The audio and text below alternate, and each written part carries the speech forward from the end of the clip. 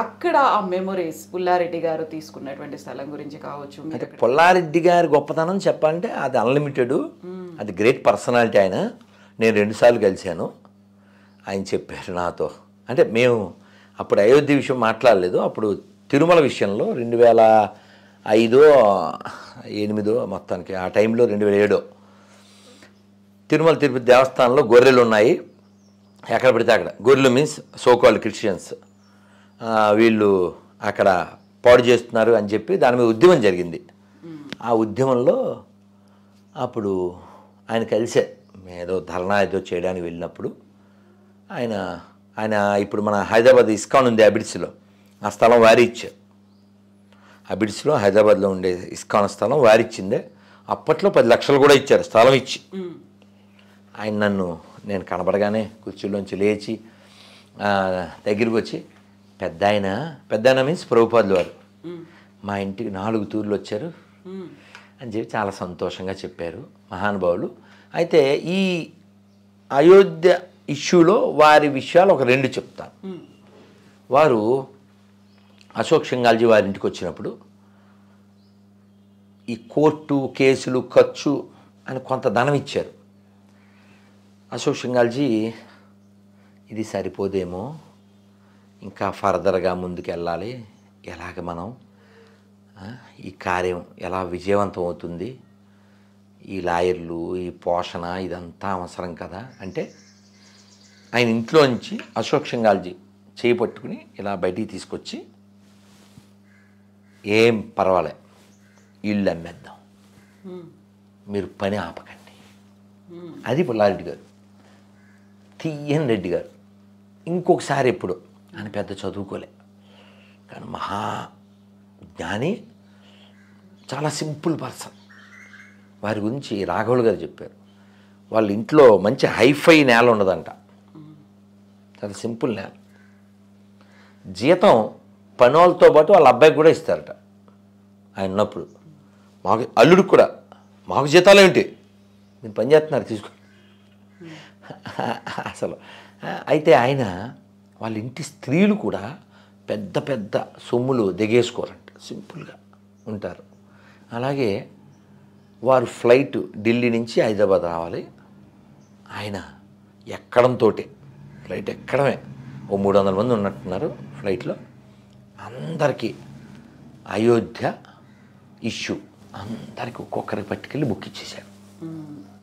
అంటే నిరంతరం ధర్మం కోసం అదొకటి. ఇంకోటి విన్నాను, ప్రతి నెల లేకపోతే ప్రతి సంవత్సరమో విశ్వ హిందూ పరిషత్తు ఈ కార్యక్రమాలు చేయడానికి 5 లక్షలు ఎంతో పంపించేవారు. ఇలా తన ధనాన్ని తన శరీరాన్ని ఆయన ధర్మం కోసం దైవం కోసం వినియోగించారు.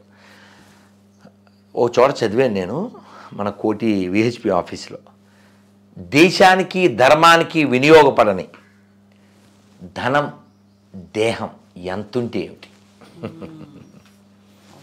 అది. కాబట్టి అయోధ్యలో మెమరీస్ ఇంకా అన్లిమిటెడ్ అమ్మా, అయోధ్యలో మెమరీస్ అన్లిమిటెడ్. అయితే ఈ కరసేవ జరగడానికి ముందు కూడా ఒకటి చెప్తాను, అంటే 89, 90, 91 ఈ సమయాల్లో, తర్వాత కాలంలో కూడా 92 తర్వాత కూడా జరిగినాయి కొన్ని. రామ రథయాత్ర కావచ్చు, రామ జ్యోతి కావచ్చు, రామశిలా యాత్ర కావచ్చు, ఇవన్నీ డిఫరెంట్, ఒక్కొక్కటి ఒకటి. మేము కొన్నిటిలో ఉన్నాం, రామజ్యోతిలో ఉన్నాం, రామశిలాయాత్రలో ఉన్నాం, రామ రథయాత్రలో ఉన్నాం. ఇలా చాలా జరిగినాయి. మాకు 90లో ఓ పాట పాడించారు, నా బాగా గుర్తు, అంటే ఇప్పటికి 33 ఏళ్ల క్రితం. పల్లె పల్లె కదిలే శ్రీరామ రామ రామ, విల్లు చేత బూనే జయ రామ రామ రామ, విధర్మీయ విద్రోహుల కూల్చగ ధర్మయజ్ఞ సంరక్షణ చేయగా. ఎప్పుడుదండి ఇది? 33 ఏళ్ల క్రితం. ఈ మాటలు మీకు అర్థమైపోయినాయిగా. విధర్మీయ విద్రోహుల కూల్చగా ధర్మయజ్ఞ సంరక్షణ చేయగా కదా. కాబట్టి రాముడు ఉన్నాడు, దానికి రుజువు Ram Setu. Okay, Ram Setu is built by Rama, whether you believe it or not కదా. ఇప్పుడు నువ్వు ఒక క్రిస్టియన్ని సమాధిలోంచి అతను లేచాడు అని నన్ను ఎవరో చెప్పాడు.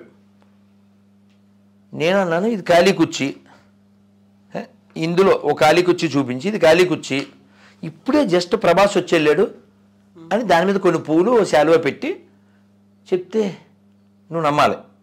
నువ్వు చెప్పేది అలా ఉంది, ఖాళీ సమాధి ఉంది కాబట్టి అతను వచ్చాడు అందులోంచి లేచాడు అంటే మేము నమ్మడం అలాగ ఉంటుంది అన్న. కానీ ఇలా నేను మాట్లాడినట్టు నువ్వు అలా మాట్లాడవుగా వాళ్ళ విషయంలో, అది వాళ్ళ బిలీఫు అంటాడు వీడు. వాళ్ళ బిలీఫ్లు ఉంటాయా, మాకుండవా కదా. సో రాధా మనోహర్ దాస్ జీ, మీరు ఒక రామ సంకీర్తన, రామనామ జపం ఏదన్నా ఒక పాట. అన్నమయ్య చెప్తారు అంటే రాముడు ఎవరు, క్వాలిటీస్ ఏంటి అంటే, సీతాదేవి పాలి చింతామణి ఈతడు దాసుల పాలి ఇహ పరదైవము, రామచంద్రుడితడు రఘువీరుడో కామిత ఫలములీయ కలిగనే ఇందరికి, రామచంద్రుడితడు రఘువీరుడో గౌతము భార్య పాలిటి కామధేనువితడు ఘాతల కౌశికు పాలి కల్పవృక్షము, గౌతము భార్య పాలిటి కామధేనువితడు ఘాతల కౌశికు పాలి కల్పవృక్షము, శరణన్న వారి పాలి కన్నులెదుట మూరితి, శరణన్న వారి పాలి కన్నులెదుట మూరితి, వెలయ శ్రీ వెంకటాద్రి విభుడీతడు, శరణన్న వారి పాలి కన్నులెదుట మూరితి, వెలయ శ్రీ వెంకటాద్రి విభుడీతడు, రామచంద్రుడితడు రఘువీరుడు. భవ్య దివ్య మందిర నిర్మాణమైంది, బాలరాముడిని అందులో ప్రాణప్రతిష్ఠ చేయబోతున్నాడు. రాముడు పుట్టిన నేల, రాముడు తిరిగిన నేల, రాముడు అక్కడికి మళ్ళీ వస్తున్నాడు. ఆల్మోస్ట్ 500 ఏళ్ల పాటు నిరీక్షణ, 100 ఏళ్ల పాటు పోరాటాలు, కోర్టు కేసులు, ఉద్యమాలు, ఇవన్నీ, అవమానాలు, బలిదానాలు. ఇప్పుడు బాలరాముడిని అక్కడ చూస్తున్నప్పుడు ఎలా అనిపిస్తుంది? అద్భుతం కదా. అందులోనూ నిర్మాణము, దాని వాస్తు, దాని శైలి, దాని మీద పెట్టిన ఎఫర్ట్స్ ఇవన్నీ చాలా వ్యాలిడ్. నువ్వు ఒక చిన్న ఇల్లు కట్టలేవు, ఒక చిన్న ఇల్లు కట్టలేవు నువ్వు. అటువంటిది ఏదో జరిగిపోతుంది అని అనుకున్నది ఏమీ జరగకుండా ప్రశాంతంగా ఇంత ఆలయం వస్తుంది. ఎవరో ముల్లా గారు ఒక ఆయన అనౌన్స్మెంట్ చేశారు, 22 जनवरी को सब मस्जिद में రామ్ నామ్ జపుకోరు అన్నాడు ఆయన. ఎందుకంటే ఏం చెప్పాలండి, ఎందుకంటే ఏం చెప్పాలి కదా. రాముడు అందరూ వాడండి.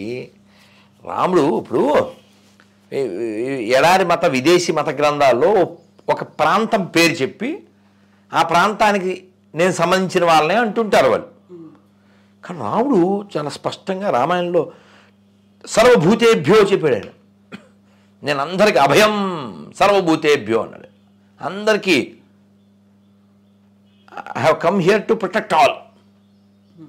అంతకంటే ఏం కావాలమ్మా, అది కదా దైవం అంటే. అందుకే మళ్ళీ అన్నమయ్య చెప్తాడుగా, దేవదేవం భజే దివ్య ప్రభావం రావణాసురవైరి రణపుంగవం రామం దేవదేవం భజే దివ్య ప్రభావం.